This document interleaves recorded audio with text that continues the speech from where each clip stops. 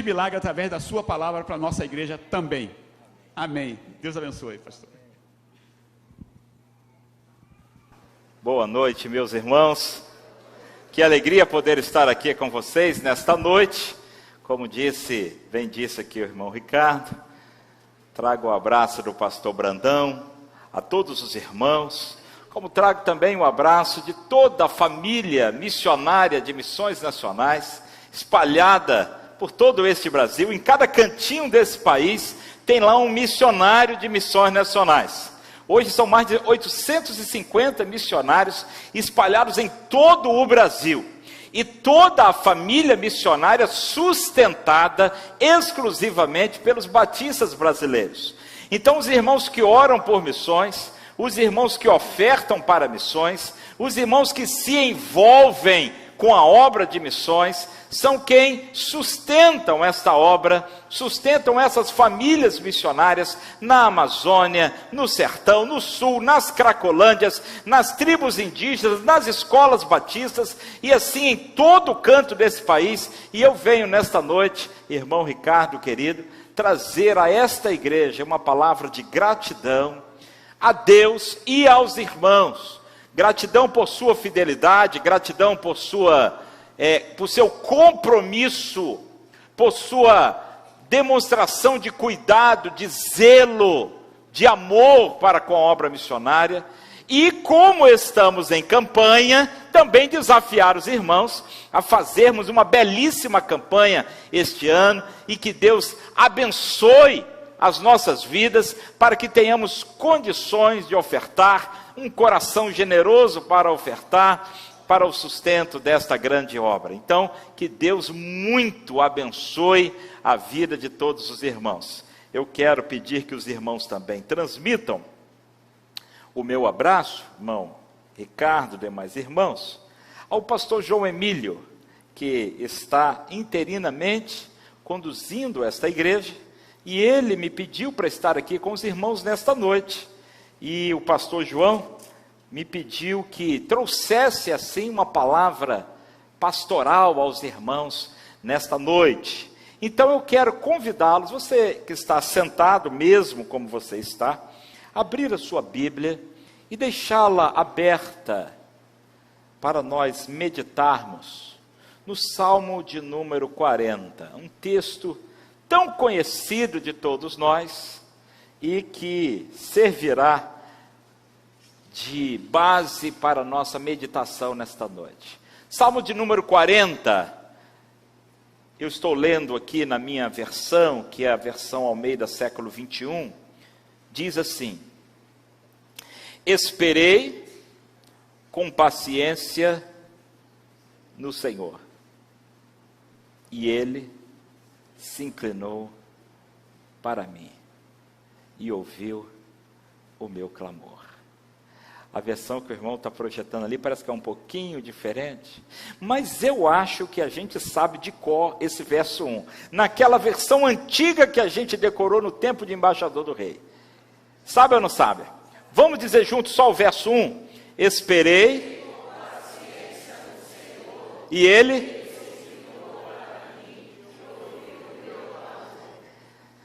Esperar é alguma coisa que nós gostamos muito de fazer, não é verdade? A gente gosta de esperar.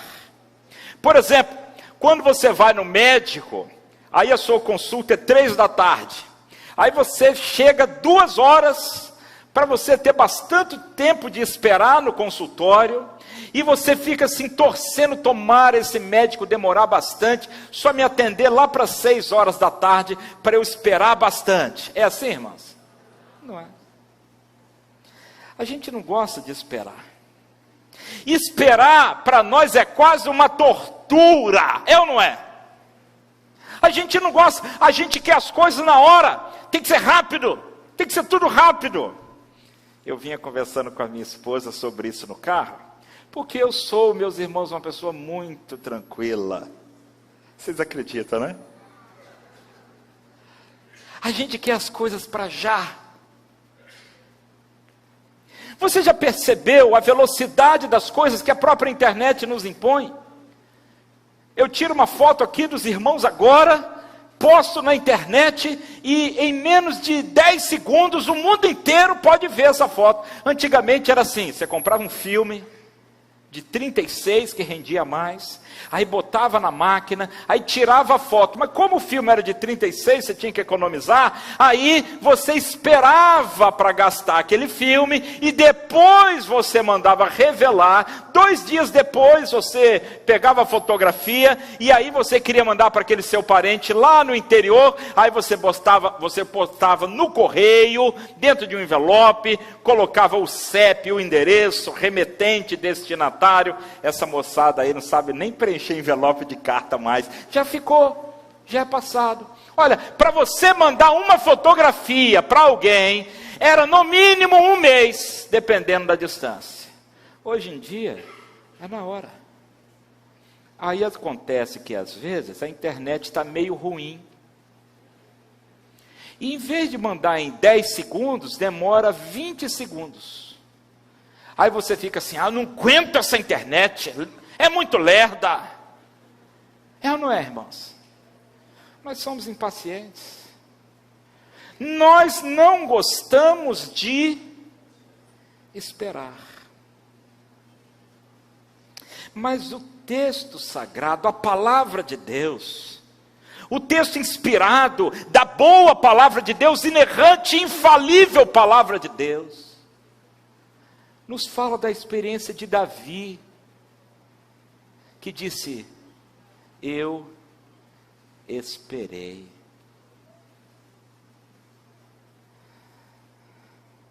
Quando a gente lembra da história de Davi, quando Samuel foi à casa do seu pai, e viu um por um dos seus filhos, e por último veio Davi, e aí ele ungiu Davi como rei. Lembra da história? E quando Davi foi ungido pelo profeta Samuel, o que ele fez? Por acaso ele saiu imediatamente para o trono e depondo Saul do trono, dizendo, agora eu sou rei, pode ir embora que agora a coisa é comigo. Foi assim que ele fez? Foi, irmãos? Não. Ele esperou. Esperou o tempo de Deus, esperou a hora certa. A gente conhece a história que Saul ficou com ciúme, aí Saul já queria matar Davi. Davi, fugindo de Saul, entra numa caverna, escondido com os seus soldados naquela caverna. Saul entra naquela mesma caverna para fazer o número 2, e Saul tem a oportunidade de matar Davi. Os soldados dizem assim, é agora Davi, é agora, mata Saul e assuma o trono. Espere, calma, não está na hora ainda. Não vou apressar, não vou atropelar as coisas, eu preciso esperar. Davi corta a beiradinha do manto de Saul. Quando Saul sai da caverna e vê o manto cortado, aí que Davi se identifica, e os irmãos sabem bem a história, e é esse Davi que escreve o Salmo, a canção de Israel, esperei.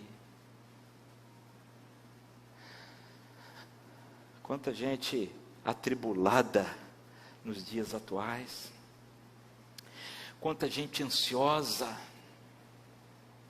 quanta gente com pressão alta, com triglicerídeo alto, com a saúde descontrolada, em muitas vezes porque não sabe esperar.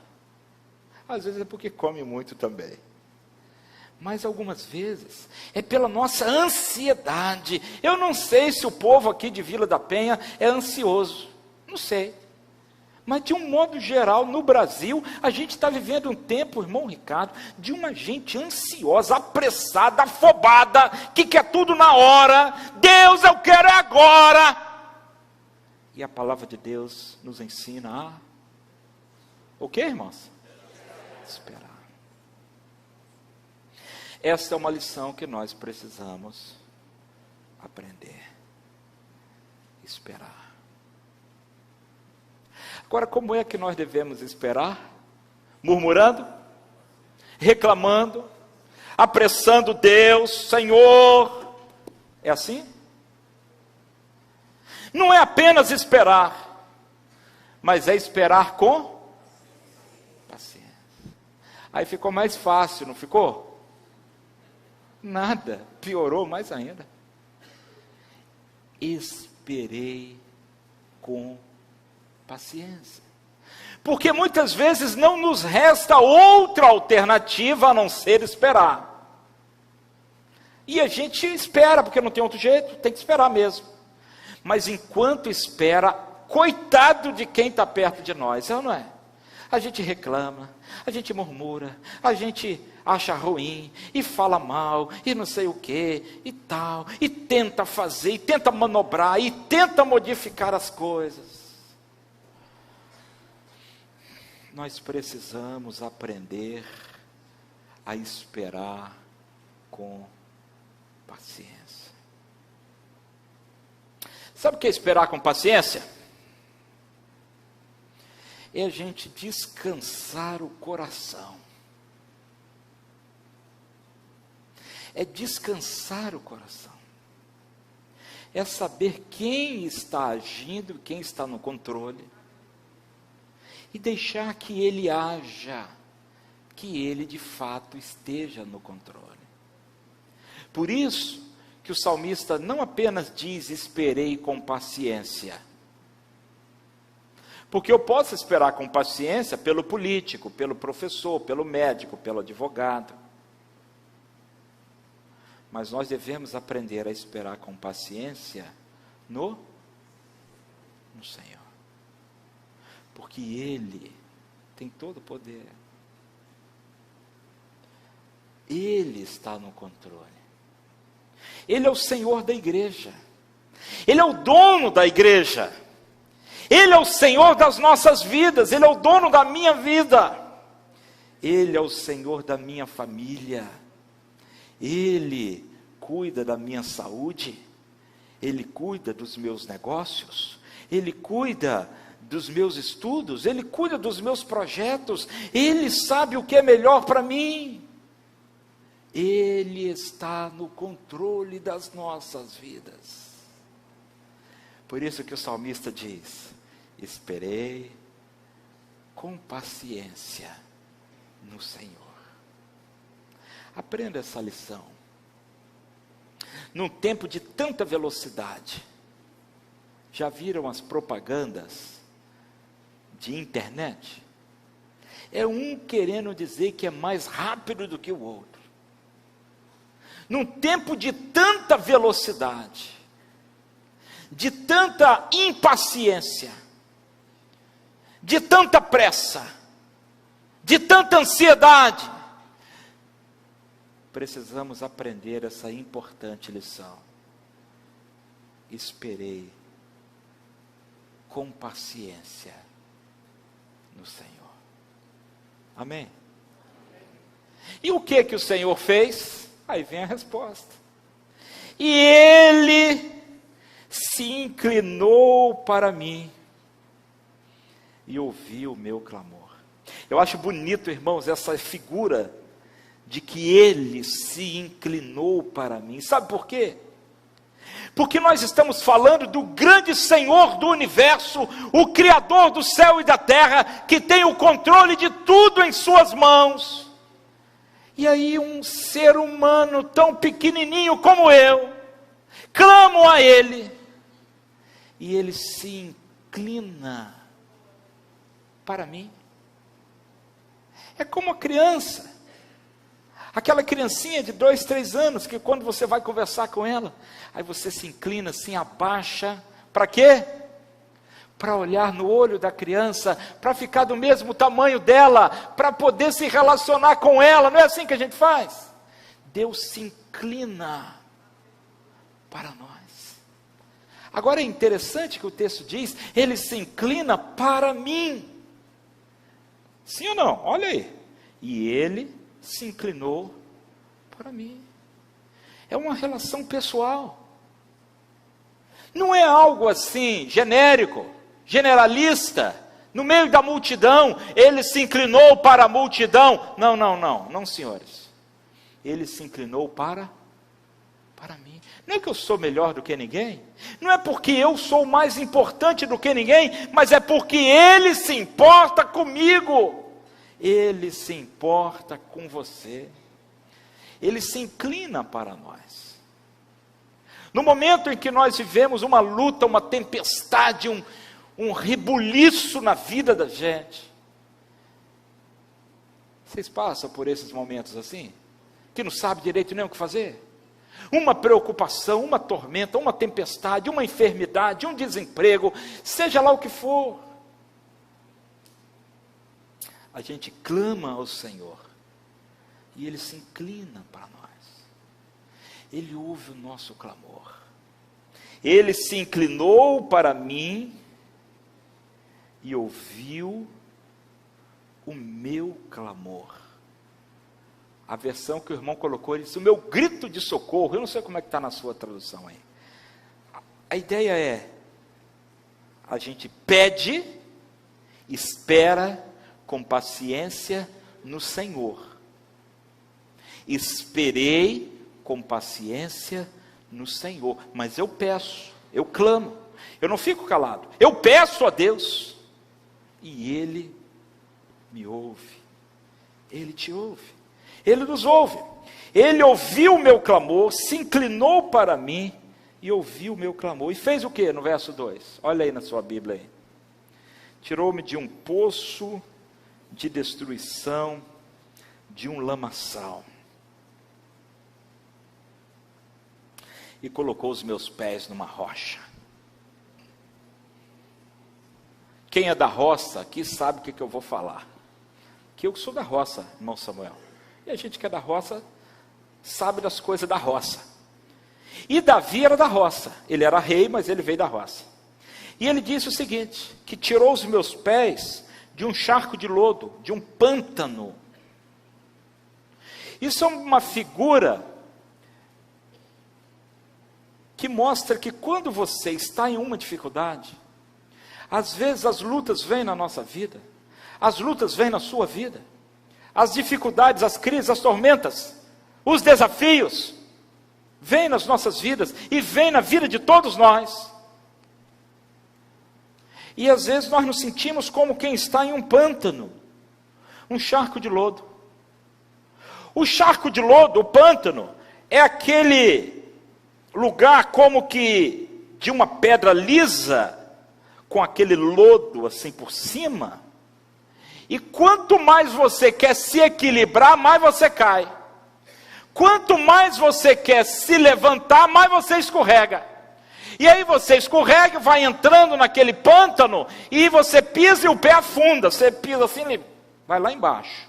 E você quer firmar os pés e não consegue. E quanto mais você se mexe para sair daquela situação, mais você se complica e se afunda naquele pântano. O que é preciso fazer então? É preciso que alguém venha e te dê a mão, e te puxe daquela situação. O que é que o Senhor fez? Ele me tirou. Está escrito aí ou não está? Ele me tirou, Ele me puxou. Porque sozinho eu não conseguiria. Sozinhos nós não conseguimos. Mas quando nós esperamos com paciência no Senhor, clamamos a Ele, Ele nos ouve, Ele vem ao nosso encontro, Ele vem ao nosso favor. E Ele nos tira daquele poço de destruição, daquele lamaçal. E quando Ele nos dá a mão e nos tira e nos puxa, o texto diz que Ele firma os nossos pés onde? Sobre a rocha. Ele firma os nossos pés na rocha. Quem é a rocha, irmãos? Se a gente for ver algumas figuras dos salmos, porque os salmos têm figuras nessa linguagem poética. Por exemplo, no Salmo 71, verso 3. Alguém abre para mim rapidinho aí e leia. Salmo 71, 3. E diga para mim quem é a rocha. Outro já abra no Salmo 92, 15. Outro já abra, por favor, no Salmo 94, verso 22. E leia bem alto aí, rapidinho. Vamos lá. 71, 3, o que diz?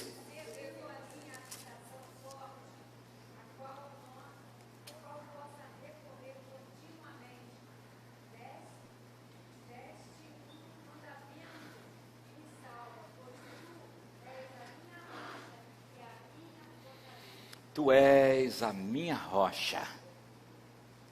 Se tu a minha rocha, que me salva, tu és a minha fortaleza. O Senhor é a nossa rocha. O Salmo 92, 15, que diz? 92, 15.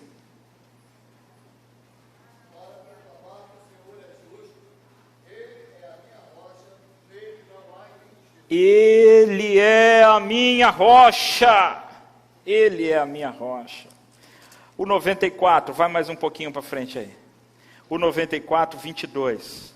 Mas o Senhor, pode ler. Mas o Senhor é a minha defesa, e o meu Deus é a rocha do meu refúgio. Ele é a nossa rocha. E por aí vai, não estou vendo aqui já agora, o 95, 1. Logo na frente, vinde e cantemos ao Senhor com alegria, cantemos com júbilo, a rocha. Ele nos tira do pântano, Ele nos tira do lamaçal, Ele nos tira daquele terreno instável, inseguro, escorregadio, traiçoeiro. E Ele firma os nossos pés na rocha. Quando o apóstolo Paulo, escrevendo aos Coríntios, fala sobre a rocha, a figura da rocha, Deus como a rocha do Antigo Testamento, lá em 1 Coríntios capítulo 10, versículo 4, ele diz, e a rocha é Cristo. A rocha é Cristo. Nós estamos firmados em Jesus Cristo, os nossos pés estão firmados na rocha, firmes na rocha, que é Jesus. Vale a pena esperar com paciência no Senhor, porque Ele se inclina para nós, para ouvir o nosso clamor, e Ele nos tira deste lago, e Ele nos põe os pés firmados na rocha. Aí o que acontece? Olha o verso 3. Aquele que outrora esteve triste, amargurado, reclamando, esperando, Ele põe na minha boca um cântico. Como é o cântico? Cântico novo. Por que o cântico é novo? Porque a situação é nova. O cenário mudou. Não é um cântico novo porque foi o último lançamento, o último CD lançado. Não, não é isso. O cântico é novo porque mudou a postura, mudou o cenário, mudou a situação.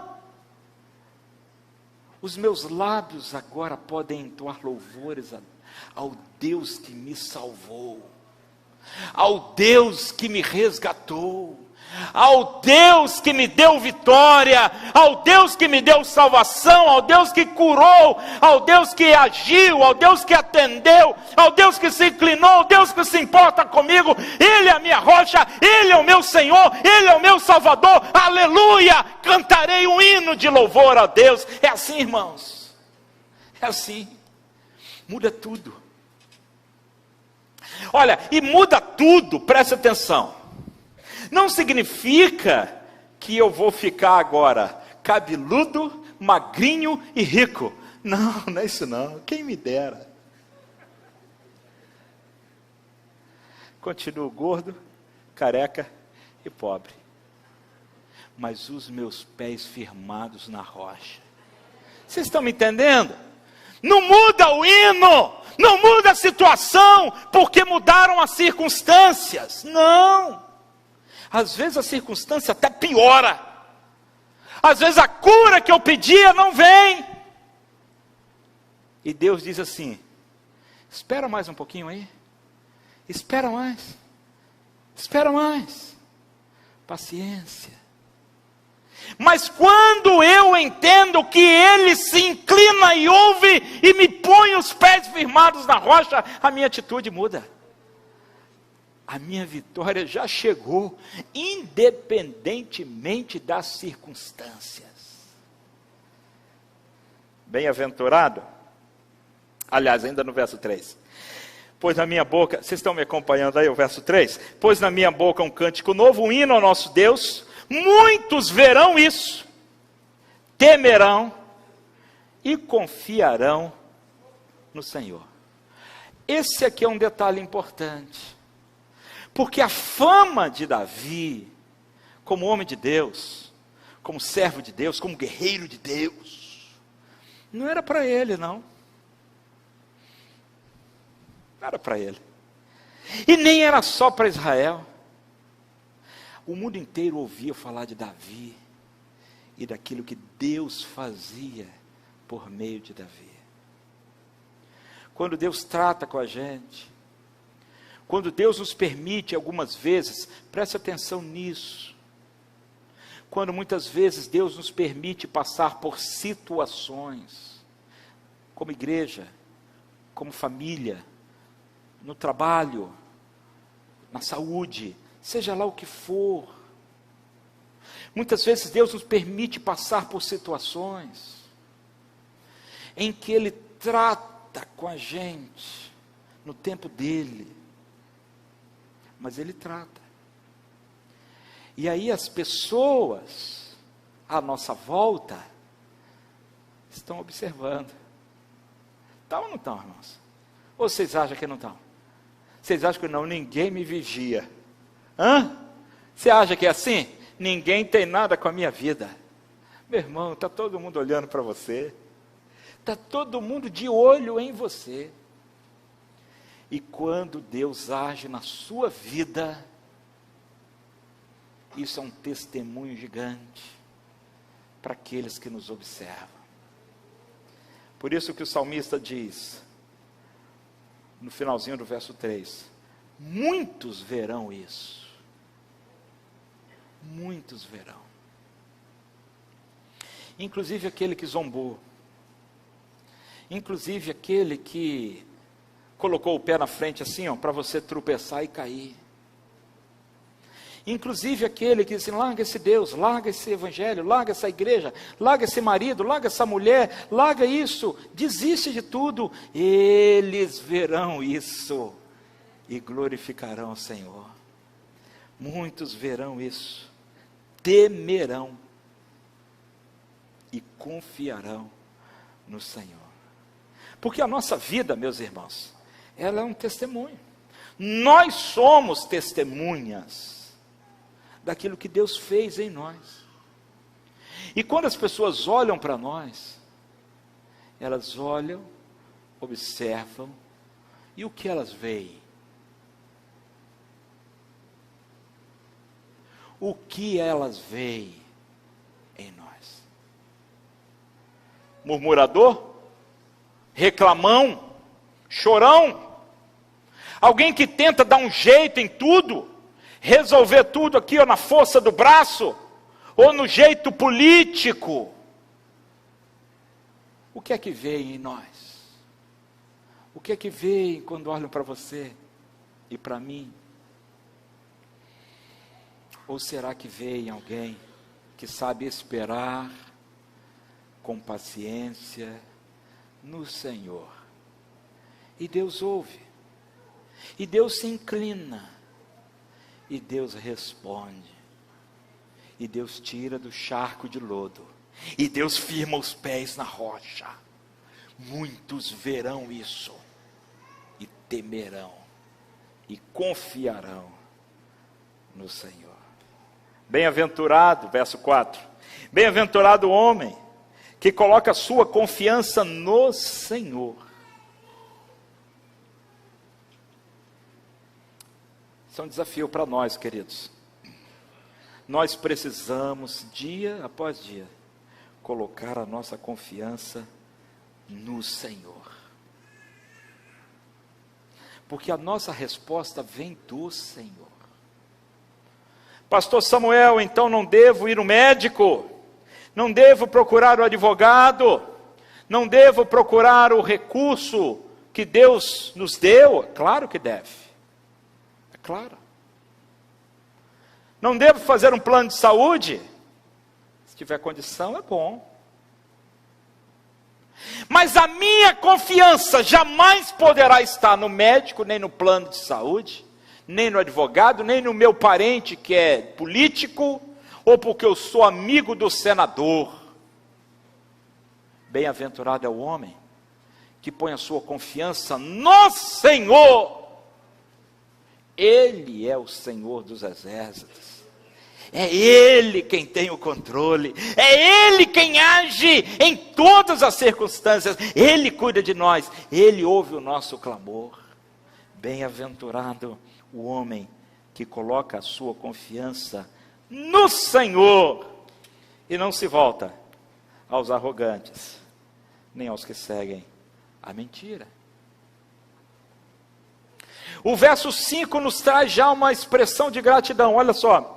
Senhor Deus meu, muitas são as maravilhas que tens operado, e os teus propósitos para conosco, não há ninguém que se possa comparar a ti. Quisera eu anunciá-los e manifestá-los, mas são mais do que eu possa contar.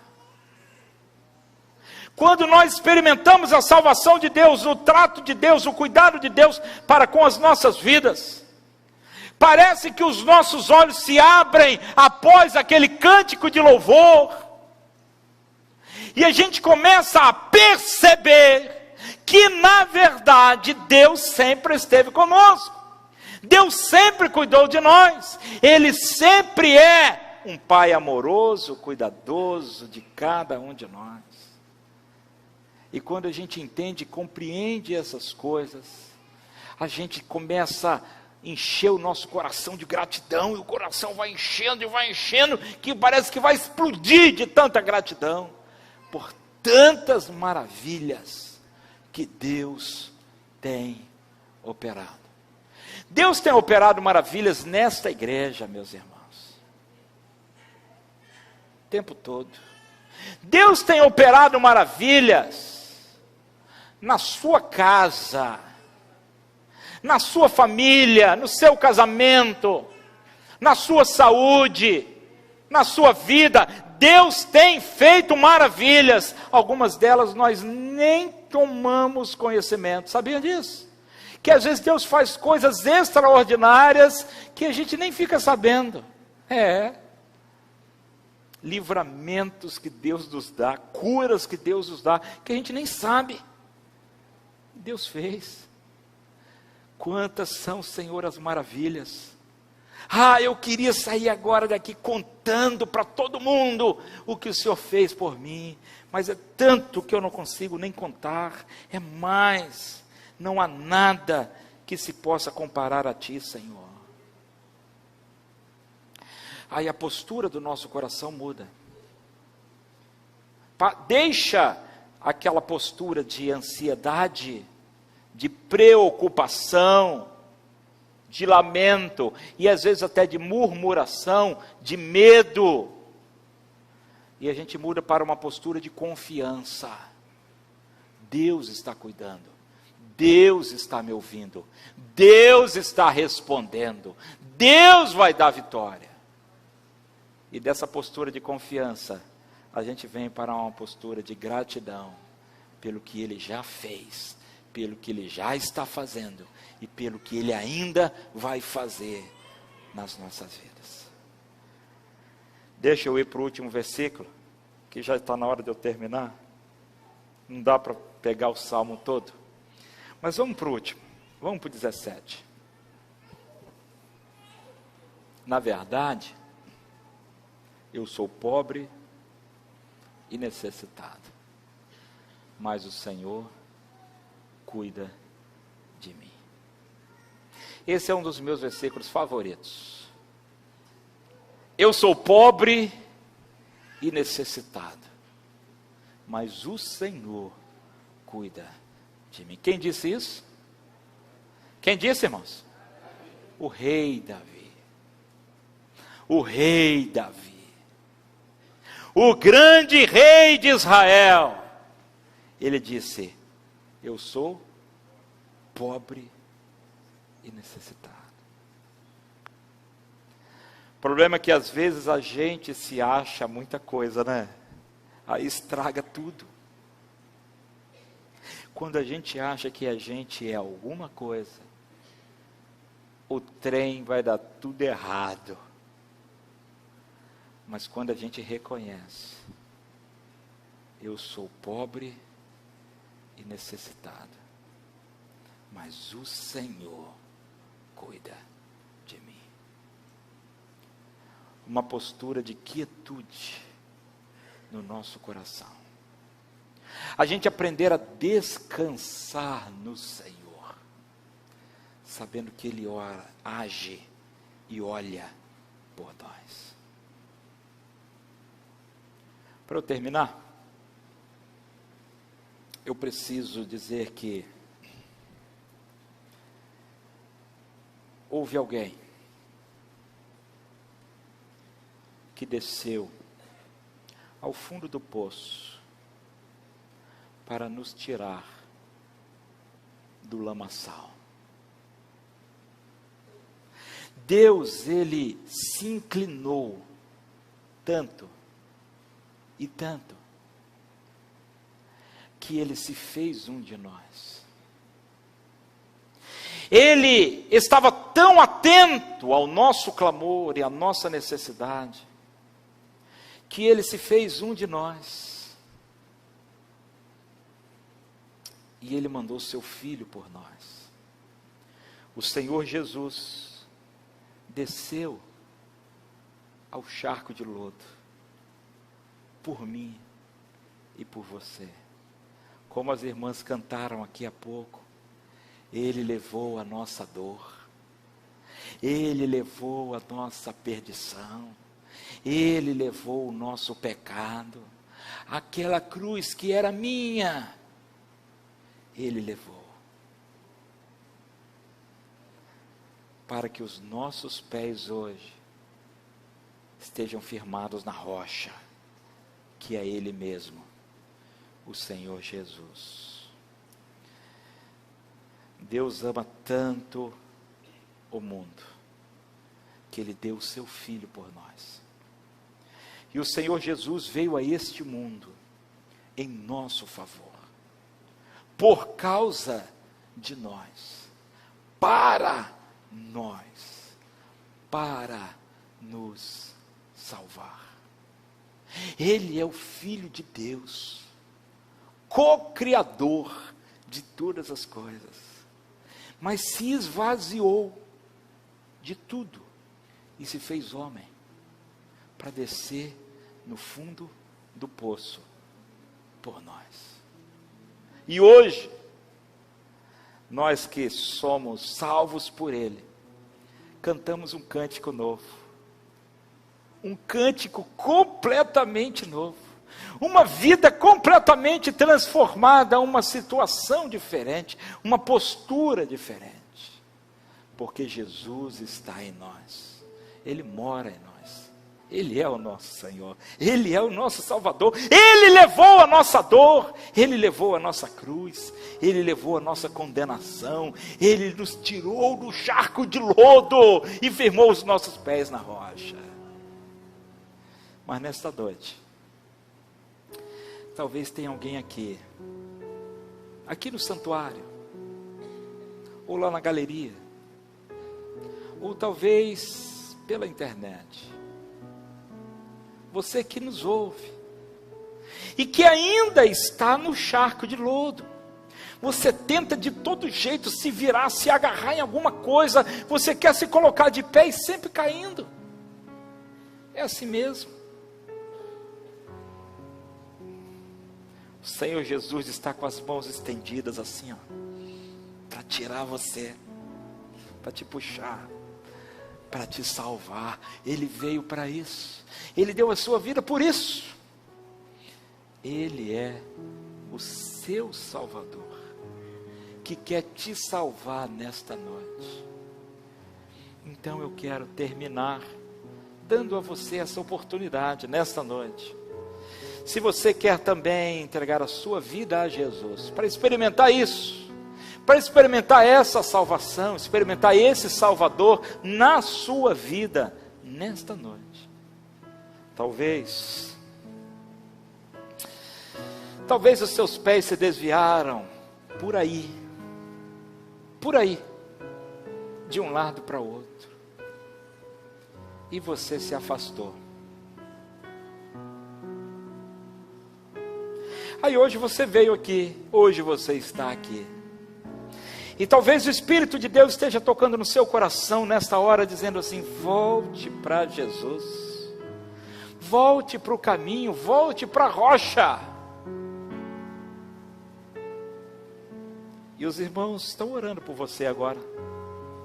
Eu queria que você soubesse isso, que está todo mundo orando por você agora, para você tomar uma decisão assim forte, convicta, e dizer assim: eu quero entregar a minha vida para Jesus.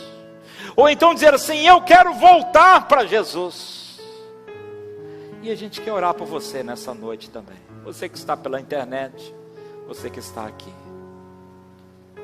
Se você quer entregar a sua vida para Jesus agora, e você quer que a gente ore por você agora, eu queria que você levantasse a sua mão assim, só para a gente identificar e orar por você. Eu não vou insistir, mas eu preciso dar essa oportunidade. Alguém quer entregar a sua vida para Jesus? Amém, Deus abençoe, graças a Deus. Mais alguém? Levante bem alto assim para que a gente veja. Mais alguém? Alguém que está afastado da igreja, desviado? Deus te abençoe, meu amiguinho, ali na galeria. Deus te abençoe. Mais alguém? Você que talvez esteja longe de Jesus, hoje você quer voltar para Jesus. Mais alguém? Levante a mão alta assim para a gente orar por você. Eu acho que tem gente aqui. Deus abençoe. Graças a Deus.